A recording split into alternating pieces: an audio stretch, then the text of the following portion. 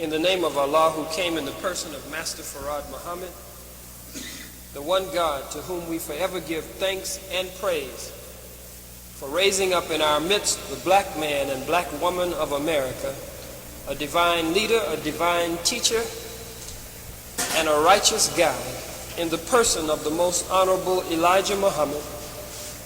And we forever thank Allah and His Messenger for preparing one, molding one, shaping one, and fashioning one for this very critical and crucial hour in which we have now arrived. Minister Farrakhan, whom we have with us tonight. In their names, I greet you with the greeting words of peace. Assalamu Alaikum. I know we are all very happy and very anxious to hear from our beloved brother Minister Farrakhan the divine reminder that is in our midst. Said that he wanted to come and spend some time with us and impart with us some words of instruction, some words of inspiration, and words of information. So I won't prolong it any longer, because at some point I believe he will be leaving this evening and we'll have to be headed to the airport with him. But I want to at this time bring before you our beloved brother minister, the national spokesman and international spokesman for our beloved leader and teacher, the Honorable Elijah Muhammad, the reminder in our midst, Minister Farrakhan.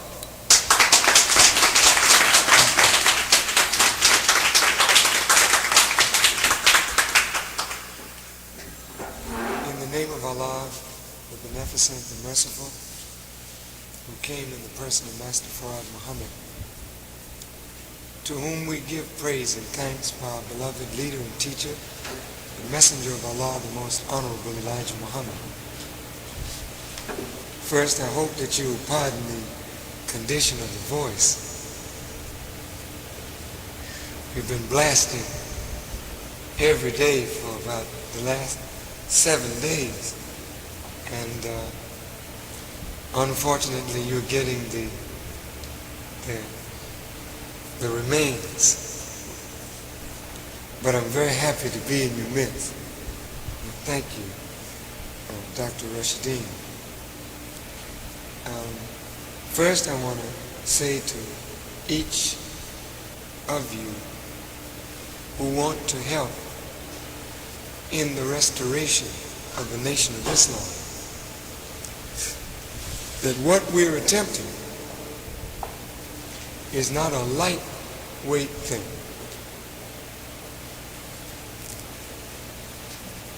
What we are attempting demands courage, strength, determination,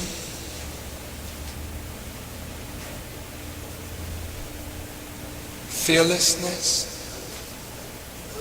but above all, what the time demands is that we put our complete faith and trust in Almighty God, Allah, Master Farad Muhammad.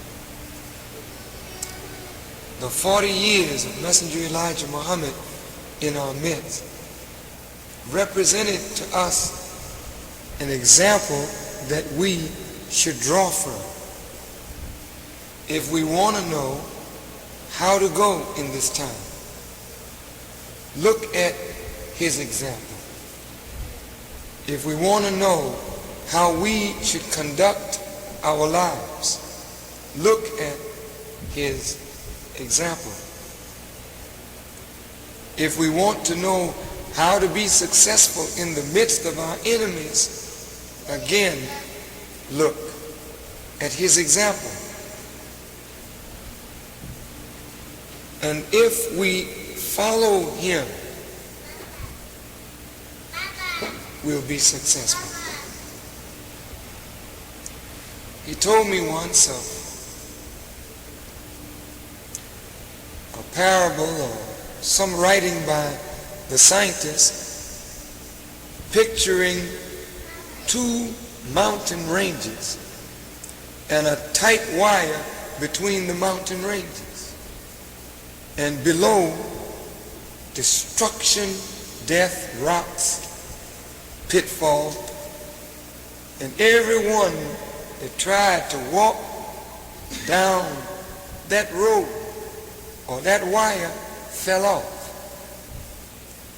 And the only one that made it was Muhammad. And when he said that around the table, we thought over it. If the scientists saw only Muhammad walking that tightrope, getting through and not falling into the pitfalls represented by the great valley between these mountains, then the thought came to my mind that the only way that we can make it through these crucial times is that we must put our feet down where his feet have trod, lest we make a mistake. I want you to know, brothers and sisters, that even though you don't see someone giving me orders, I am under orders. I'm not left out here to do my own thing. I want you to know that there is nothing or no one that can encourage me, by Allah's help, to deviate from that which the Messenger of Allah has given us for our salvation today. There are many who desire certain things, but if these desires are not in harmony with what Allah and the Messenger have laid down, then I cannot follow your desires, no matter how strong your desires may be. I will have to either walk on without you, or you will have to conform to that which the Messenger of Allah gives to us. I'm not permitted to beg you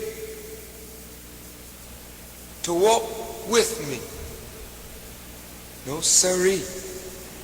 I'm independent of you in that I'm not seeking followers, because I am not the leader. The leader is the Honorable Elijah Muhammad, and by his permission I sit in his seat, not to make new directions, but to follow his directions. I hope that this is clear, because oftentimes many thoughts come up from the world and from the pressures of the world to change this or change that, or to make this innovation or that innovation. If I started making innovations, then I'm my own man rather than the messengers.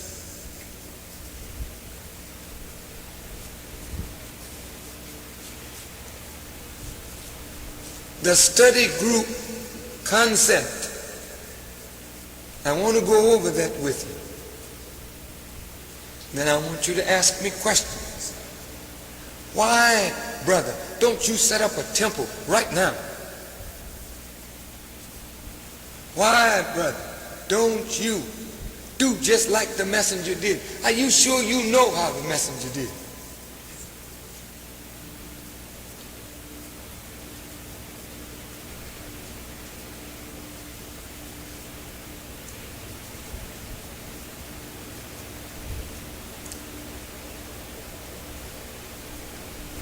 John the Baptist baptized the people in the River Jordan, but he admonished them that one greater was coming behind him who would baptize with fire. The reason that the nation fell is because we never were really baptized into the wisdom of the Honorable Elijah Muhammad. We were baptized into personality worship. So each person followed their minister. I'm with Farrakhan. Well, I'm with Kareem. Or I'm with Hassan. Or I'm with this one. I'm with that. That's foolishness. We are with one man, the messenger of Allah. Well now, listen, if you went to school and you took a course and the time of testing came and you failed your final examination, don't you have to repeat the course? That's what I thought.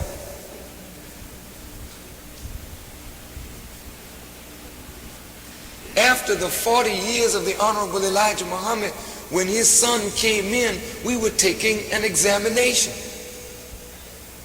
on the assignment given by Master Farad Muhammad to his messenger.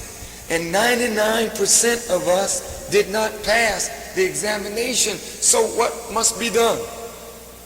We can't pass you on to the second grade. We have to go back over the course that we flunked. We can do it quickly because it was only little things that we missed, but we got to go back over the course again. So many of us in our vanity think that when we read Message to the Black Man once, we know the messenger's teachings. But in reality, the messenger said, you have to look at my word from above, from beneath, from the left, from the right, and then maybe you might understand. This being true, why establish a temple with a lot of chiefs and no Indians? Why establish a house where there's so much exercise of authority and no one seems to really know what the messenger wants and be truly committed not only to his teaching but to his law? We just can't mess up people's lives anymore. I don't want to see the people messed over. I don't want to see their lives ruined by those of us teaching our way of understanding rather than his way of understanding. After all, the people are not coming forward to follow you nor me. They're coming forward to follow the man that God raised up. And that is the Honorable Elijah Muhammad. So shouldn't we know the man that we say we believe in? How are you going to know, sister, if your husband deviates? If you don't study what is the criterion for deviation, to judge deviation? How are you going to know, brother, if I deviate? If you don't study the criterion for deviation, which is the word of the messenger, the program of the messenger, the law of the messenger, the sayings of the messenger. It is not that we are blind unless we just want to be blind. But the messenger has left hundreds of thousands and millions of words that tell us his whole mind for these 40 years. So there's no reason for us to stumble, fall, make a mistake. Why don't you want to study? Because you're lazy. Why don't you want to study? You want somebody to do your studying for you. Why don't you want to study? You don't want the responsibility of seeking and finding answers on your own. You always want somebody else to give you answers so you can blame somebody else when your whole, your life, your personal problems go to hell. Then you want to say, well, if I hadn't followed this, if I hadn't obeyed that. No. You're not going to blame me for your madness. You're going to blame yourself today for your madness, because I'm putting the book in your hand and I'm directing you to study the book. After we get the book, we're going into the lessons and we're going to understand what our messenger was all about. Then if we are baptized in the wisdom of the messenger, then I won't have no jive time crooked soldier standing up trying to train men and don't know the training procedure. You hear what I'm saying? Listen good now. We don't want the devil's way. So you've been in the army. So what? The army was to train up soldiers for the devil, not for God.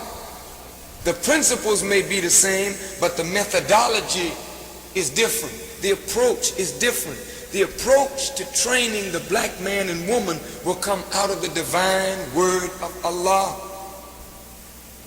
So I don't want to give you my words, because you're not my servant.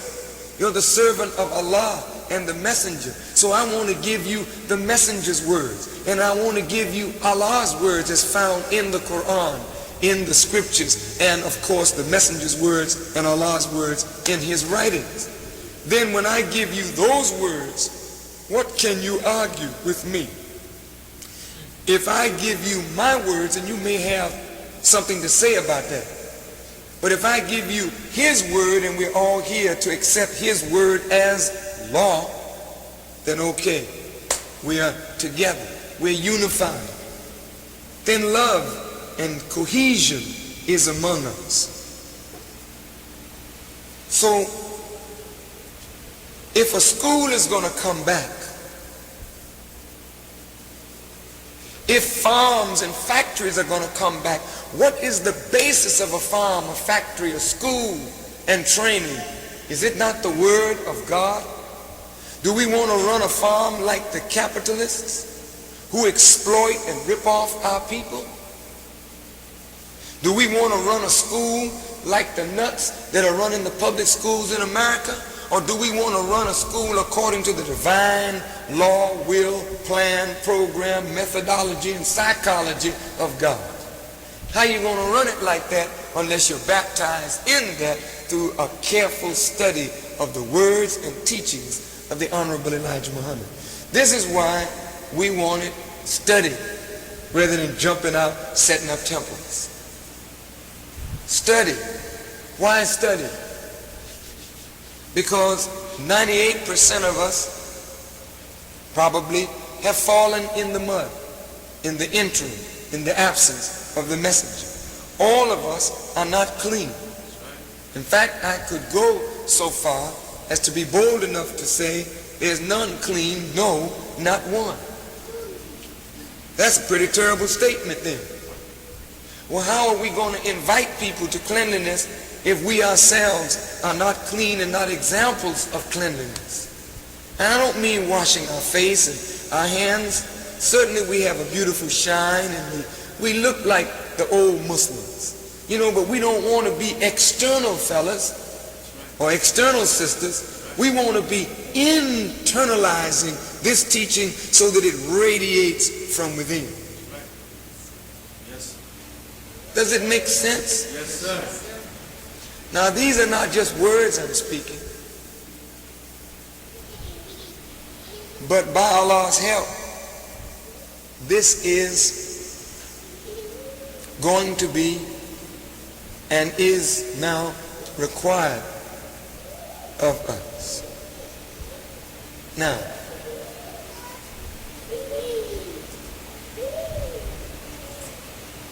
every time you hear the babies, you know, happy in their lack of knowledge of the world and what it's about, it reminds us of our responsibility to make a better world for them to grow up in. So I will close by saying that I'm not going to give up the study group concept. no matter who doesn't like it. We're not going to give it up. We're not going to follow your way.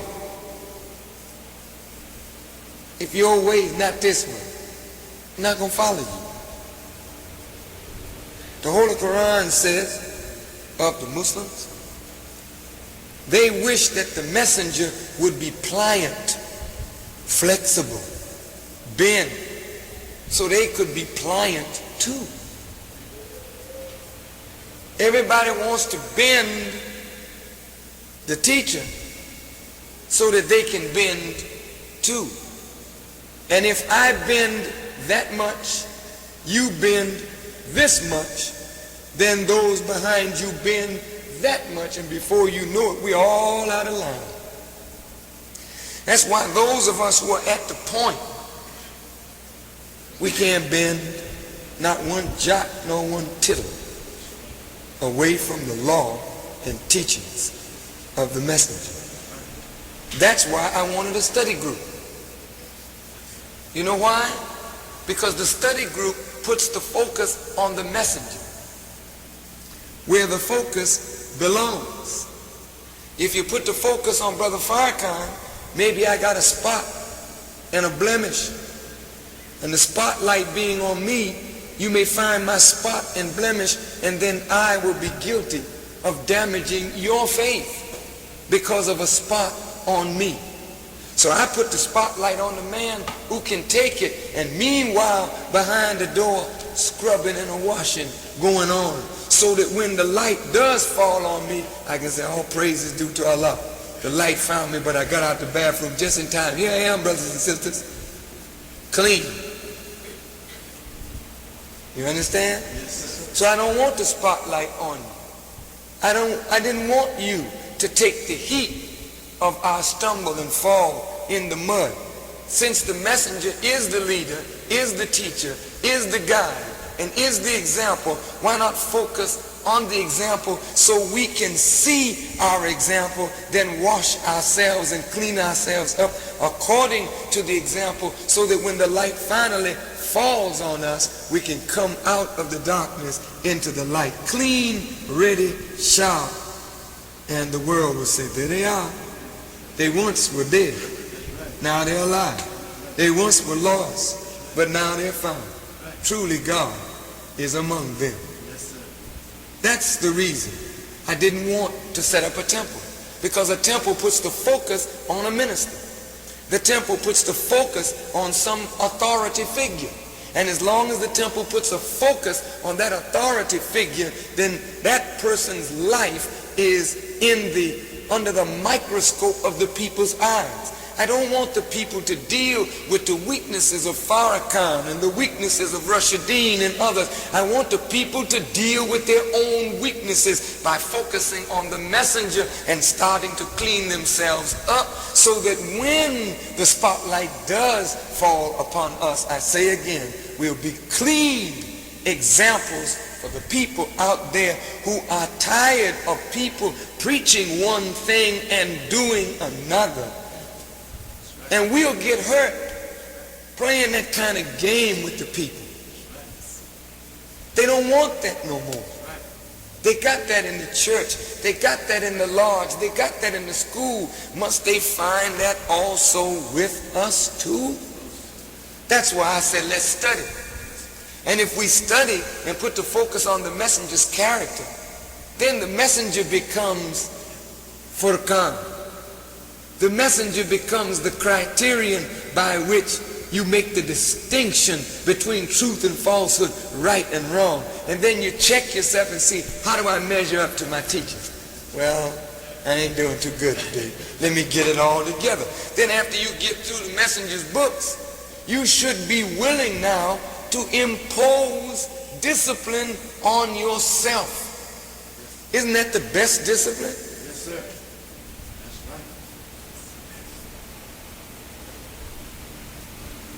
Again, I wanted to protect the followers, to give them an environment to grow in, unencumbered and unhindered by a lot of personality clashes that come when authority is delegated. But if we're just in our home reading and studying, or in the top reading and studying, why should personalities interfere with our study of the words of the Honorable Elijah Muhammad? Then the devil don't know where you are. They're spread here, there. Because this is his fall, brother and sister. And in the fall, you can't act today exactly like you acted in 1930, because this ain't 1930. This is the culmination of a whole world. This is the wind-up of everything. So we've got to be wise, careful, prudent, pragmatic, intelligent, and above all, righteous. Now,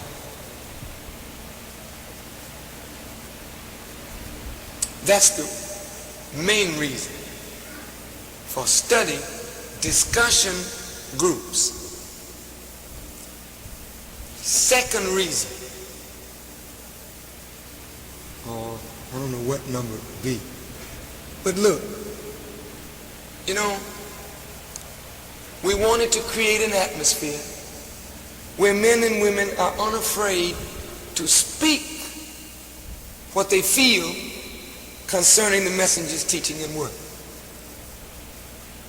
You hear what I have to say, I hear what you have to say. What does this produce? It produces respect for each other's thoughts and opinions. What does it do? It breaks down barriers between us, so that if there is some disagreement, we don't take it behind each other's back.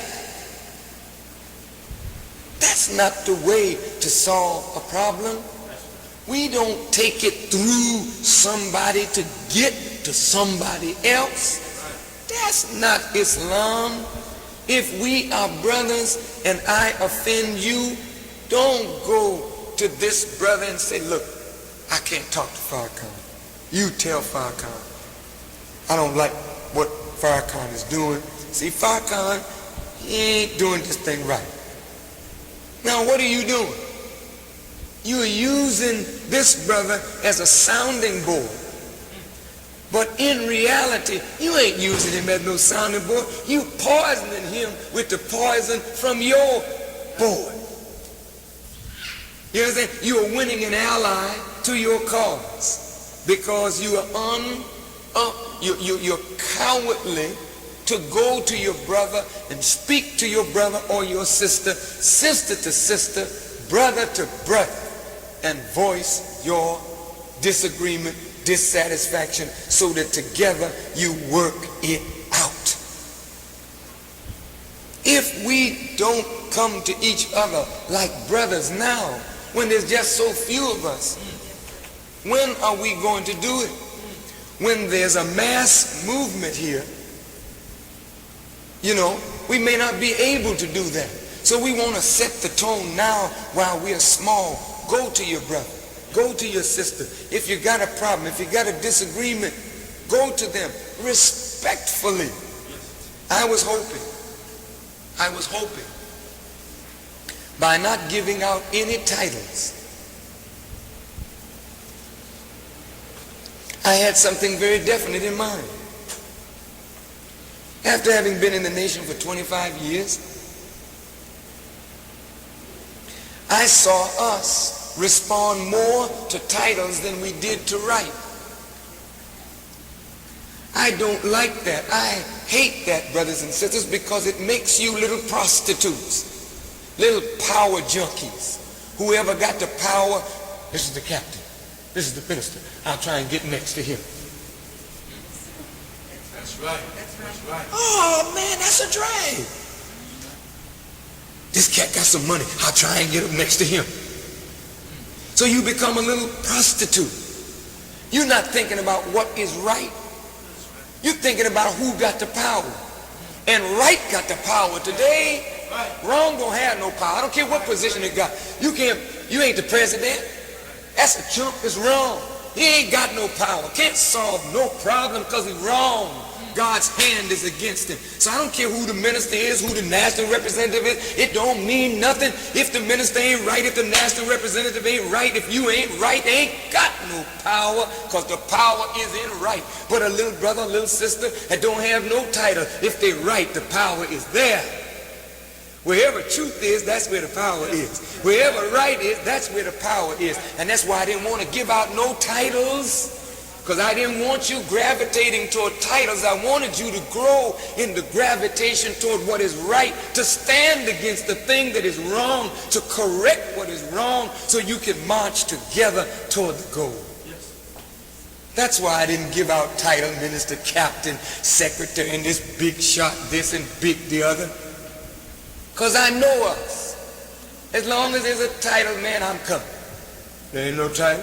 We ain't making no captains. You ain't making no sister captain. The hell I'm going down there for? I'm captain material.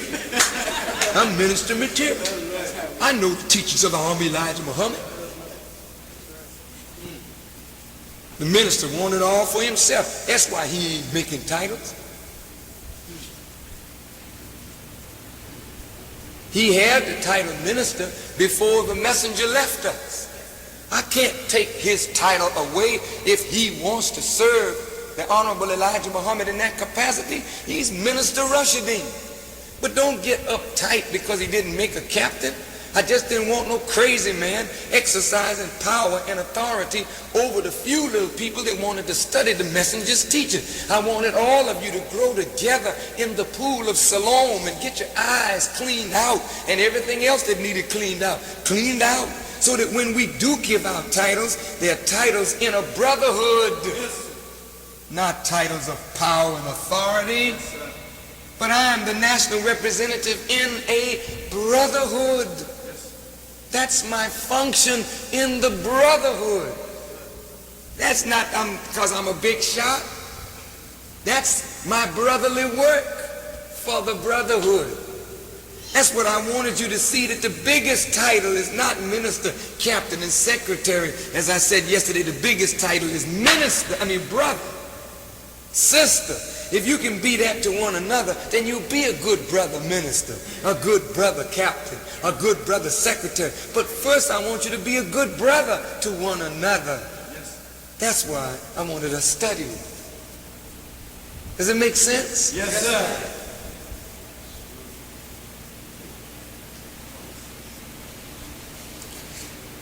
I don't always explain it fully in detail, but that's a test too. Yes, sir. To see whether you really are with your brother. I tell you some things, but if you make me tell you all things, everything, all the time, then you're wasting my time and yours. Certain things you should be able to see, but if you're in doubt, always ask questions. But if it's just doubt, and after one doubt is removed, here come another. After that doubt is removed, here come another. After that doubt is removed, here come another. Well, you just a doubter, and a doubter, we can't waste no time with you. Just doubt yourself right on back out of the street. That's a whole world full of doubt. You know what I mean? Yes, sir. I almost begged Dr. Rashidin. I actually begged him to be independent. Not to act like he needs the people. I don't act like I need anybody. No, sir. Because I don't. What I need, I got. That's Master Farrakhan Muhammad and his messenger. I'm just here to hold up a light. And if you come, then I got need of you. But if you are there waiting for me to prove myself to you, then stay where you are. I ain't coming for you. I mean, that's my position. I'll never beg you, because you're not worth begging. Hell no. You got to work out your own salvation. I got to work out mine. I ain't begging you to walk behind me, to help me in the work of Honorable Elijah Muhammad. That's something you got to come to. Whosoever will let him come. But if I got to beg you, oh brother, would you please help me in this great work? And then every time you get a little bruise, rub it, oh brother, oh sister, come on now. Oh. Hell no, there's something better in the street waiting to come forward if we just get rid of the dead weight that don't want to work. Right. Always got some little argument to raise. Brother, we don't have time for pettiness. And I say that not from a pompous, ugly, proud, arrogant position, because that's not me. But I'm saying it from the position of strength, of a belief and trust in the God. And the Honorable Elijah Muhammad never begged one of us. How many of you that knew the messenger ever found him begging somebody to be his minister or help him? He was too glad to see you go if you wanted to go. Because he knew the minute you left, somebody better was coming. And don't you ever think that there ain't somebody better. Right. I may be good, but there's always somebody better. And he may be better, but there's somebody out there still best. Since the messenger said the best are in the street, then every time you hold on to one that you think is so good, you may be blocking one better from coming. So if they don't want this, then we don't want them. If they don't want right, then we don't have them. We're not taking up space here. We want right. We're not for nationalism outside of righteousness. That's not the nation. The nation of Islam is founded on a belief in the God, a belief in the messenger, a belief in that which Allah revealed to the messenger and that which he revealed to the prophets before the messenger. The nation of Islam is founded on prayer to the divine being, then charity in the cause of that which you believe. Then the Quran said, these it is that are on a right course, and these it is that are successful. If we don't want to pray, if we say, well, I'm with you in your nationalist endeavor, but I ain't for no religion. I ain't for the God. But we understand that. We grow into that. But let us be honest. Don't fake belief. It's better to say, look, I ain't for religion. And I'm just trying to get myself together. I like what y'all doing in unity, but I don't have no desire for the religion because I've had a bad experience with religion. We can understand that because we all have had bad experiences with religion, especially in the last 3.5 years. Yes, sir. So we know your feeling. Yes, sir.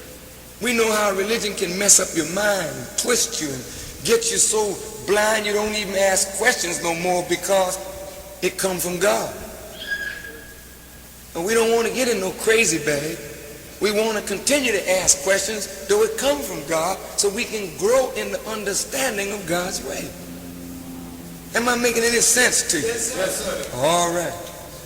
And I think that kind of sort of explains why we want it steady group. Now, will you have temples again? Yes, sir. Yes, ma'am. We will.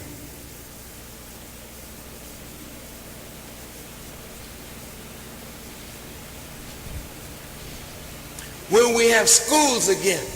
Yes. We must have school even before temple. Sir. Because the school should be the temple. Since he called it temple, temple is a place of teaching. School is a place of teaching and learning. So that's what the temple is.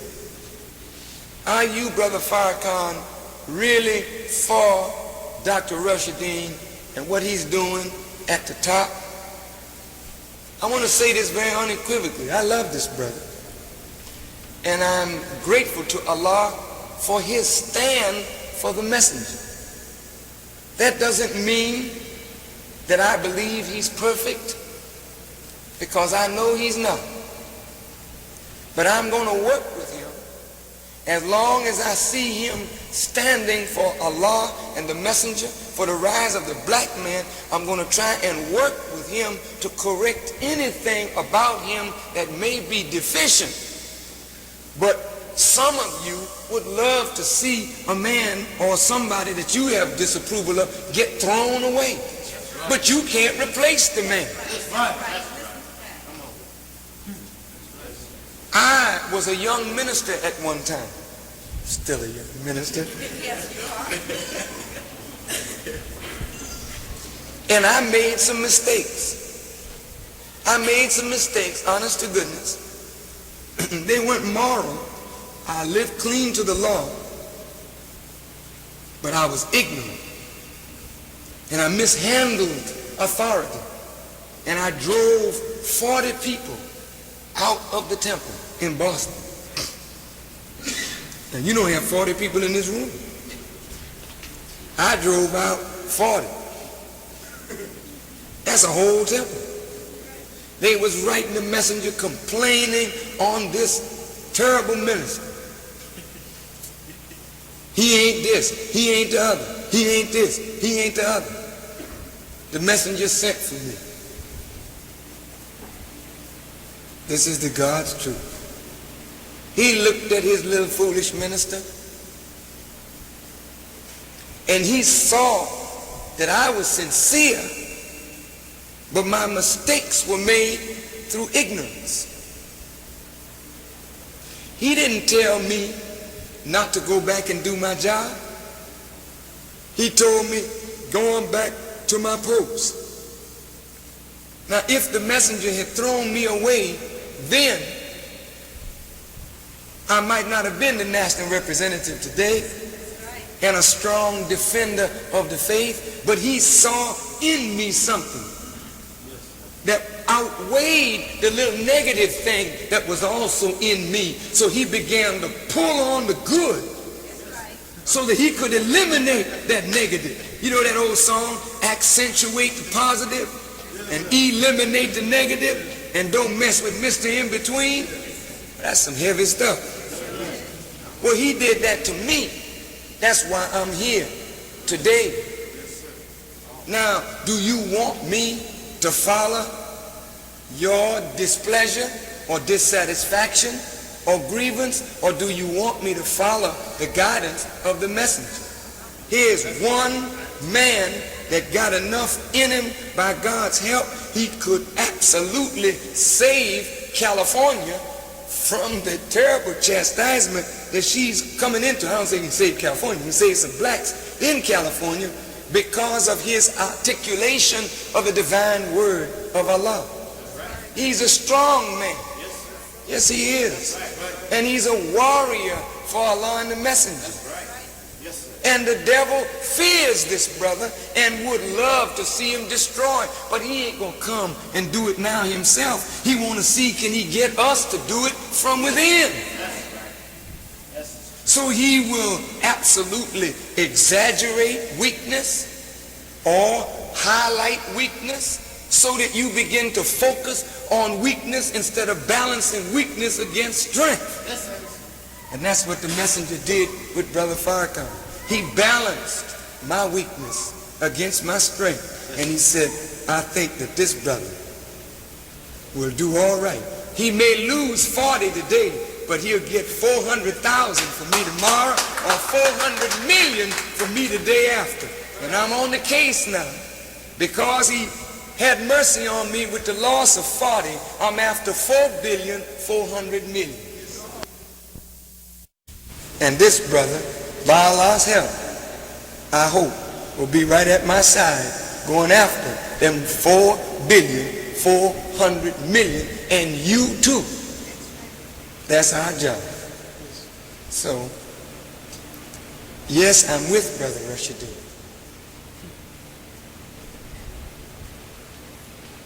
And I thank Allah for him, and you should too. Well, are you with the top? I'm in the top.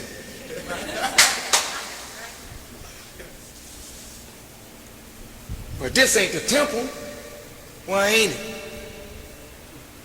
What is a temple? but a place where teaching is given. Isn't teaching given here? Yes, sir. Yeah, but it ain't Islam. What is Islam? And what was the first form that the messenger sent out to everyone who came to believe? Was it not actual facts? And didn't he say, have the actual facts on the blackboard before the minister arrives? Don't you think a minister can arrive on these actual facts? I think so. Be slow to judge and be quick to understand. Be slow to condemn and be quick to show mercy. Be slow to condemn and be quick to forgive, because the one who condemns is also condemned in condemnation, for that one too stands in need of the mercy of God.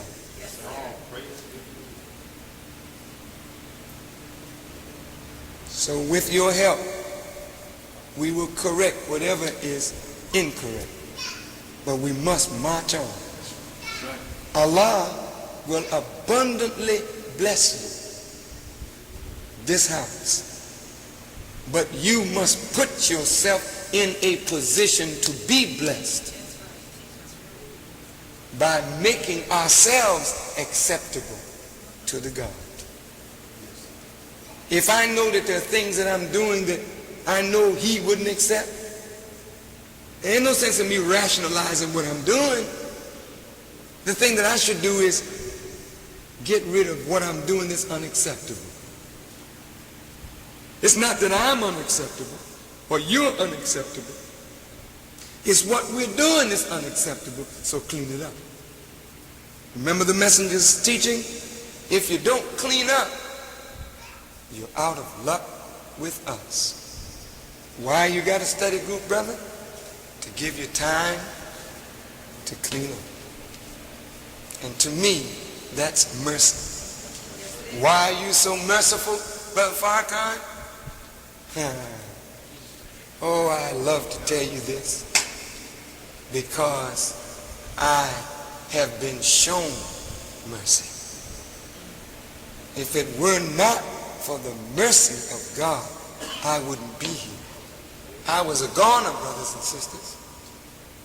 I was out there in the world, and I was doing the worldly things. I'm not going to tell you that I was holy and righteous through the night. But I was not holy, nor was I righteous through the night. But the mercy of God found me in the night and awakened me in the night, that I may get up and walk in the light. So I took off my grave clothes and I'm trying on again my garment of righteousness. And that's why I must be merciful to those who are with me, because he was merciful enough to allow me to be. And since every one of us stand in need of Allah's mercy, we don't need taskmasters over us who don't understand what that quality is and what forgiveness is. And that's why I had to stumble and fall and go all the way down. I often wondered why the old Christians' songs and whatnot showed St. Peter at the gate. And you couldn't get into heaven unless you had to go by St. Peter. And I didn't understand that. The reason Peter was at the gate is because Peter was the least worthy, because of his denial of Jesus in the trial. God had mercy on him, so he was the best one to put as the porter of the gate of his father's house, because he knew what mercy was. That's why he was there, so he could show mercy to everyone who wanted to come in. Isn't that beautiful? Yes, sir.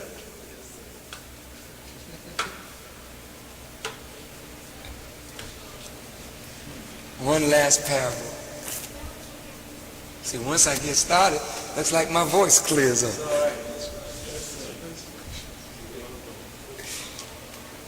You remember the parable of the prodigal son?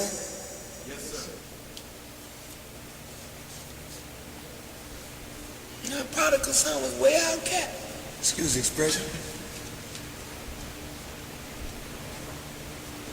Took his substance, left his father's house, squandered all his stuff, went into a strange country, tried to join himself on to be a citizen in a strange country. Then they had him husking corn, feeding swine. He fell all the way down. Then he came to himself and remembered his father's house and said, I think I will arise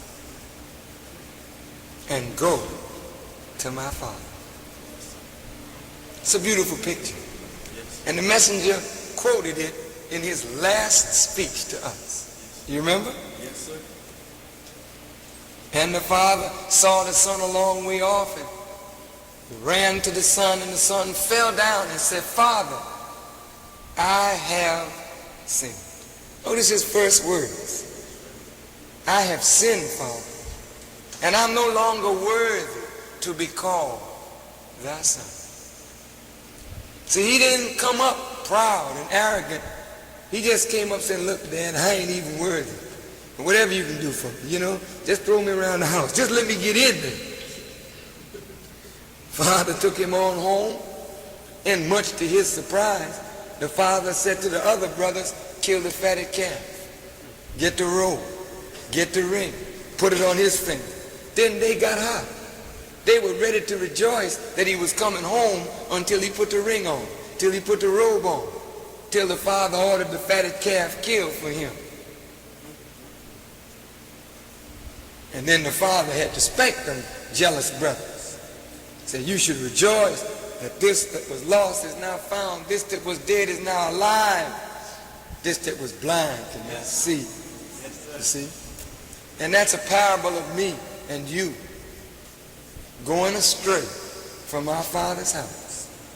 It's a parable of the nation, the black nation, leaving Africa, coming into America to join on to a strange people and a strange ideas, alien culture. But it's also talking about the nation straying from the messenger's teaching, and it's talking about an individual in the nation who went astray.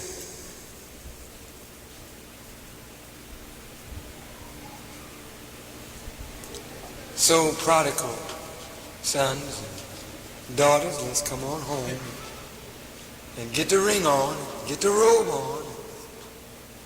Let's get the fatted calf together and let's go on and do the job that God has called us to do. Thank you for listening. Assalamu alaikum. Now, are there any questions that I might answer from you, for you? I'll do my best if I can. Yes, sister.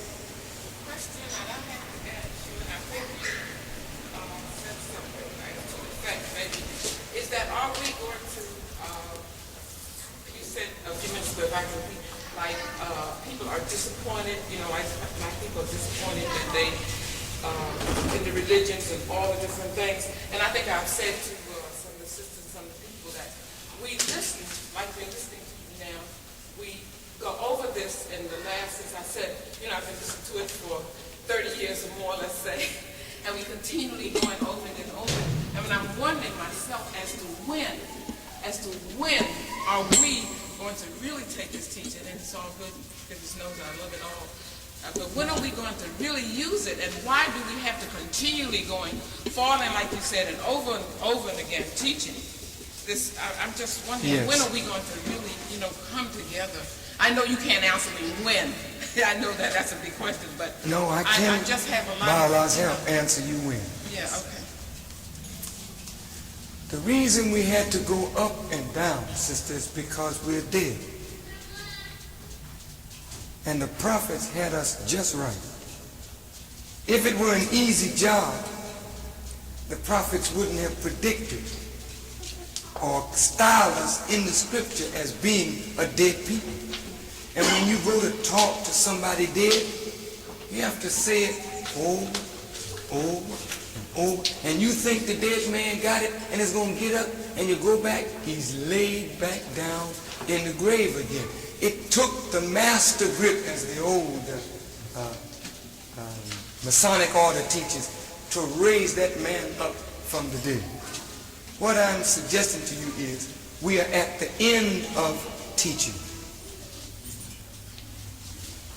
Brother referred to me in the opening as a divine reminder. My duty is to bring to the remembrance of the people for the final time what a divine messenger has taught. And I'm going to say this for the final time, just to remind you. What you do with the reminder is entirely up to you. But right behind the reminder is coming destruction. So I'm not worried about you and me not acting on what the messenger taught. If it was left up to hearing teachings, we'll be here another 1,000 years listening to people teach. But before the messenger left us, these were his words to me. He said, brother, after you teach a people for 40 years and they don't respond, they need something other than teaching. That's right. That's right. He was telling me that the whipping that is divinely prophesied, that is called the chastisement, is here. And that I don't have to worry about whether we're going to obey. You ever notice when you were young and you did something wrong and mommy told you, don't do that again. And you kept playing until all of a sudden mama got angry or daddy got angry and hit you. And when he started hitting you, said, I do what you tell me, I do what you tell me. And he said, yeah, I know you're going to do it. I know you're going to do it. Because when he get finished putting it on your behind, you ready to do anything to get that thing up off of you. Well, I'm telling you, I ain't going to have to talk long at all. Because when Allah get through putting on us what he going to put on us, we going to holler back, I'm going to do it. And you damn sure going to do it this time. You ain't going to miss. You're going to die. There is no alternative. You're going to do or die, because Allah is totally independent. And he told them elders in Israel, under Moses, they had the same problem, wandering around 40 years in the wilderness. Why wander? Because they were so rebellious. So he just let them all die out, and he took their children. See, and the reason we've been up and down like a doggone yo-yo is because we weren't made for the messenger's teaching. We always had some excuse. We followed him from a distance. We ain't never followed the messenger. Not really like we should. Look at this. I'm just giving you a picture. You put the sisters in the uniform, they are always trying to make the uniform their way. The messenger make it one way, they want to make it another. The messenger tell them put their hair in, they want to let their hair out. The messenger tell them do this, they want to do that. The brothers the same way. You never really followed the messenger. We followed him in name.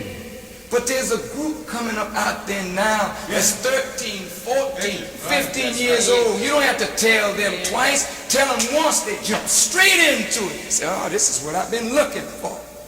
That's why he kept telling us that his best followers was out there in the street. Because he knew that we who were following him and listening for 30 or 40 years were not his best. So I'm sure all of us going to be good. Oh, yes, because it ain't going to depend on nobody talking to you. It's going to depend on you getting that whooping. And when you see, and I see, the death angel and what that death deliverer does inside this country, and when you see that beast coming up in the fullness of his fury, like you may not have seen him in your lifetime or mine, but like your great-grandparents saw him, you're going to see him again like that. Then you're going to call on your God like you never called on him before. And you're going to come together and stop this little petty bickering.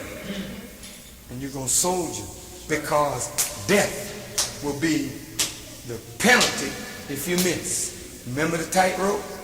Yes. You misstep, it's all over. Made it plain. Yes. Thank you, sister.